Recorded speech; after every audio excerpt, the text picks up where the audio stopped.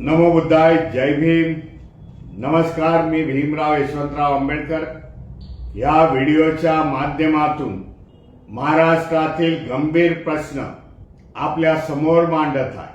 महाराष्ट्राचे मुख्यमंत्री देवेंद्र फडणवीस आणि महायुतीच्या माध्यमामधून जे अनुसूचित जातीला 13% आरक्षण होतं त्यामध्ये उपवर्गीकरण करून एबीसीडी करण्याचा घाट घातलेला आहे.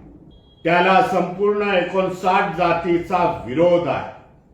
डॉक्टर बाबासाहेब आंबेडकरांनी हा संपूर्ण समाज होमोजिनियस असं म्हटलं होतं. त्याच्यामध्ये त्यांनी उपजाती केल्या नव्हत्या, परंतु या सरकारच्या माध्यमामधून ह्या 59 जातीमध्ये तेढ निर्माण करण्याचा, त्यांच्यामध्ये वितुष्ट लावण्याचा, परस्परांमध्ये द्वेष भावना निर्माण करण्याचा डिसिजन ह्या महाराष्ट्र सरकारने घेतलेला आहे. त्याला आमचा विरोध आहे. ह्या एबीसीडीच्या माध्यमातून आपल्याला सांगू इच्छितो, अनुसूचित जातीच्या कुठल्याही जातीचं भलं होणार नाही, तर येणाऱ्या काळामध्ये जाती उद्ध्वस्त होतील. सामाजिक दृष्ट्या, आर्थिक दृष्ट्या, शैक्षणिक दृष्ट्या नोकऱ्या मिळणार नाही. एवढं मोठं षडयंत्र ह्या महाराष्ट्रामध्ये चालू आहे. त्याला विरोध करण्यासाठी, महाराष्ट्र सरकारला जाब विचारण्यासाठी, महाराष्ट्र सरकारची हुकुमशाही मोडण्यासाठी येणाऱ्या 30 जून रोजी दुपारी 2 वाजता आझाद मैदान ते मंत्रालय येथे लाखोच्या संख्येने हजर राहून या सरकारला आपली ताकद किती आहे हे दाखवण्याचा आपला प्रयत्न असायला पाहिजे. हे जर उपवर्गीकरण जर पास झालं विधेयक, तर येणाऱ्या आपल्या भावी पिढ्या उद्ध्वस्त होतील.